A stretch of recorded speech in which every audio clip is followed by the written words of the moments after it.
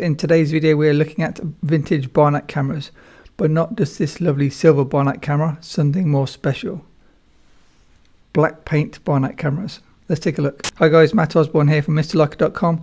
So today I just wanted to give you a bit more information on a vintage black paint Leica camera before I send it off for a well-earned service. This short video will help you identify the different vintage Leica Barnack cameras so you know which one to buy if you're on, say, eBay looking to buy one of these. So let me give you a bit of background information. I'll try and keep it short and as interesting as possible. So this camera is called a Leica I Model C with a capital C. That's not to be confused with this camera. This is a Leica 1C. Interchangeable lens 35mm film camera. It has a fixed 50mm viewfinder, which makes it more easy to recognize, but it has no built-in coupled rangefinder. Instead it has an accessory shoe for where you can attach what's called a FOFER long base rangefinder. So this is the rangefinder unit which attaches to this camera, and you mount this backwards so you can see it when you're using the camera. That's how it looks when it's attached. And to operate this, you look through here, then you turn this until the patches line up like you would on a normal, say, Leica M rangefinder camera. Then you read off this dial as in the distance, and then all you do is then dial that into the distance on your lens as you would on any kind of Leica lens here, so you can see the distance scale. So that's how you use one of these. So if you ever see someone using one of these kind of sticks sticking out the top of their Leica, you know it's an early Leica because it's a pre-coupled rangefinder Leica. So in terms of the naming and the age of these cameras, first you had the Leica I Model A. That was a fixed lens design, and it's easy to identify because it has a hockey stick here, which is the infinity lock, and it has a flat top on the top of the lens here. I'll bring up a photo to show you. So that's the Model A, that's a fixed lens, so a non-interchangeable lens camera. Next came the Leica I Model B.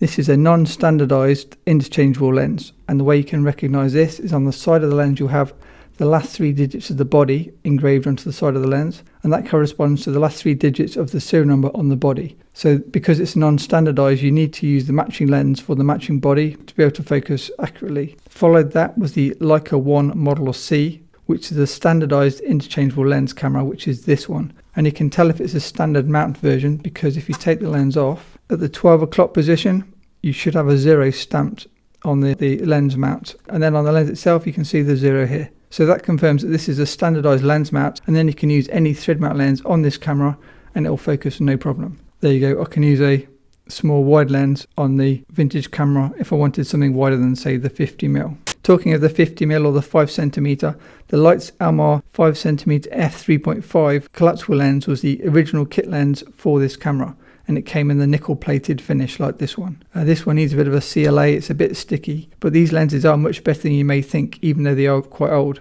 If you watch my sharpest 50mm lens video and see these performing against some other 50mm lenses, they are surprisingly good for their age. And of course they're super small, which is always amazing on a small camera like this. So again, that's how small it is with the lens collapsed.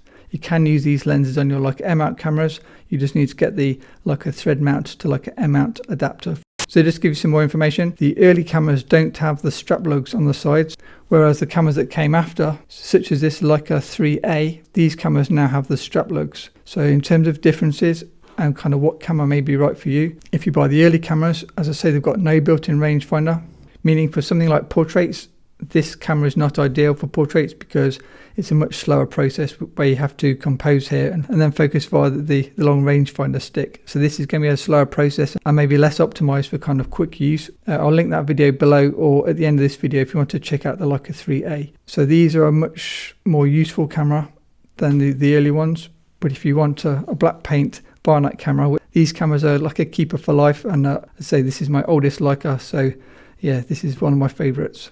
When it comes to vintage Leicas, there are many variants and kind of copies, so you do need to be a bit careful. So things to look out for. So firstly, check for the 0 or the 3 digits for non-standardized or the hockey stick. If it's got the hockey stick here, it's a fixed lens version, which means you can only use this lens. And that means if the lens is in scratched or bad condition, you're kind of limited to that use. Where for me, the standardized version is the best option because you can change the lens and then put any screw mount lens on this camera and get really nice results.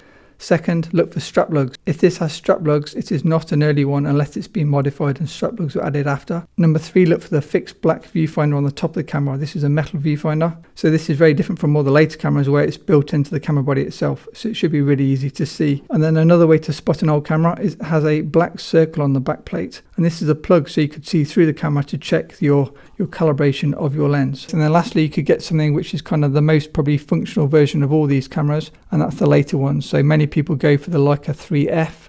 This is a Leica IIF. This is my user camera, so that's why it's got the strap, and it's also got a light meter fitted to the top. This is kind of my backup user camera. This is my wide angle camera, and this is my keeper camera, which I use for non-model photography. That's it for this video. If you enjoyed it, please smash the like button, and if you want to see more information, check the links in the description below this video. As always, a massive thanks to my patrons, and don't forget to subscribe if you've not already done so for a chance of winning in my monthly giveaway. Thanks for watching, and see you in the next one. Bye.